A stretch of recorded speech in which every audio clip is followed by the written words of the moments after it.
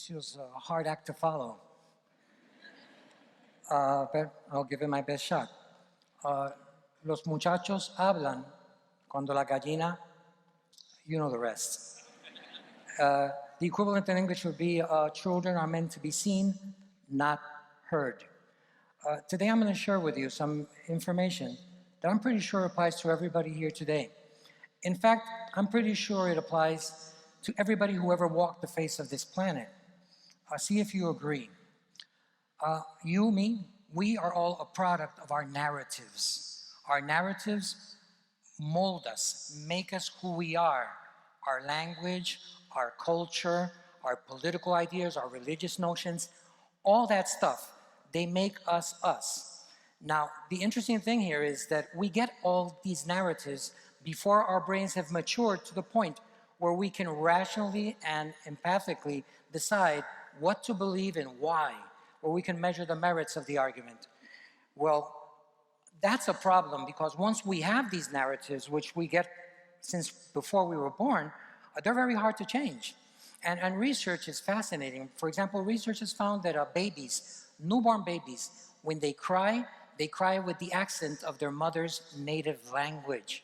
So Chinese babies have the intonation and the rhythm of Chinese even before they actually acquire language, and German babies have the fragmented patterns of Germanic tongues. And that's fascinating because that doesn't happen with other mammals. For example, if you take a Puerto Rican sato, a dog, a puppy to France, no matter how much he hangs out with French dogs, he will never say, le bow wow, le bow wow.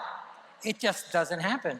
And to make things more complicated, we have two filters that are there to stop us from changing.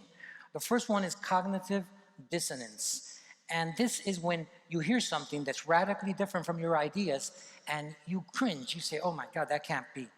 For instance, with my students this semester, I showed them a picture of the meat section of an Asian supermarket. And it's one of these open fridges, and it's much like the supermarkets we visit in Western societies. But there was one difference. In the middle of the poultry and the beef and the pork, there were 3 neatly wrapped dog heads. And when my students saw the dog heads and they realized what they were looking, some of them had physical reactions. They went, ugh, que asco. Who can eat dogs? And then I said, well, my friends, that is cognitive dissonance. Now let's talk about this, let's analyze it. And after a few minutes, they realized that there was no moral or ethical difference between eating beef, eating pork, or eating canines. However, who of us would consider Fifi to be part of the menu? No, we won't even think of that. And it's cultural, yet we hold on to it very, very intensely. Then we have the positive filter, which is conformational bias. This is when you hear something or you read something, and if it agrees with what you already believe, you're going to say, my God, that's such a smart woman. She is saying exactly what I've always thought. And no critical analysis whatsoever. Now, the question is, why should you care? Why should we care? Well, I believe we should care because when a bad narrative becomes the dominant narrative, a lot of terrible things can happen. And it has happened time and time again in human history. For instance, you can take Christopher Columbus, for example, Cristóbal Colón. In Puerto Rico, we have a fixation with this historical character. For example, in Aguadilla, we have El Parque Colón, Christopher Columbus Park. And it's a boardwalk park on the beach. We have a small monument dedicated to the explorer. If you go 40 minutes west to Mayagüez, in Mayagüez we have the Plaza de Colón. And the Plaza de Colón has a huge statue of Christopher Columbus, and it's a beautiful town square in the middle of the city. And if you drive to Arecibo in the north, Arecibo, the home of one of the largest radio telescopes in the world, they're building the largest statue of Christopher Columbus in the world. It should be taller than the Statue of Liberty. So there's no question about the historical significance of Christopher Columbus. However, should we honor this man? Should we have him as a hero of sorts? Well, we don't have to speculate because Christopher Columbus wrote logs and he kept close records of what he did when he came to the Americas. And for example, when he speaks about the Arawak Indians, the Taínos, he describes them as of a strong, handsome race. He says that they are peaceful, that they're hospitable, they're welcoming, and you would think those are virtues, aren't they? Well, no, not according to Columbus. He thought they were weaknesses. He thought they were weaknesses that the Spanish crown could exploit to take advantage of them. And he started a cycle that was later followed by the English, the Dutch, the Portuguese, and he set into motion what was the worst genocide that human history has ever known. More than 100 million people were killed, natives of this part of the world. And there you have it.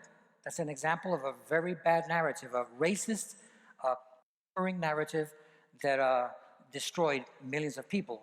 Worse than Hitler's genocide of the Jews, as horrendous as that was. But we don't have to go 500 years into the past to see bad narratives. The fossil fuel industry is also an excellent example. For 150 years, they've operated from two premises. Premise number one, we're here to find energy. Premise number two, we're here to make money. Energy for the masses, almost everybody. Profits for the few, the stockholders and the CEOs. There's something missing in that equation. What about nature? What about the Amazon? What about the rainforest? What about the animals that inhabit these regions? What about the people who have lived there for centuries peacefully? They're not in the equation. Results, we are polluting and we're killing our planet. We're destroying species. We're displacing people from their homes. Just last month, 4 major spills were registered in Peru. And you go to Peru, you go to Nigeria, you go to all these countries, even the United States. Go to West Virginia, or Kentucky, and they're literally exploding the top of mountains to get to the coal and destroying pristine, beautiful forest land. The people there are suffering high levels of respiratory disease, and they're suffering from cancer at rates that are unheard of in nearby regions where there is no mining. So that's the challenge. We have to change this. We have to see questioning as part of the process of growing. Right now, as we speak here, there are millions of people sitting in jail cells because they dare to question the narratives of their country, political, economical, or religious narratives.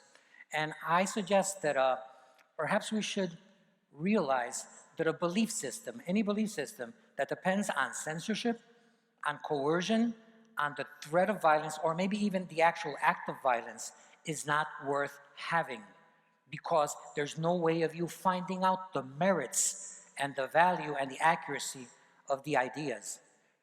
No use doing that.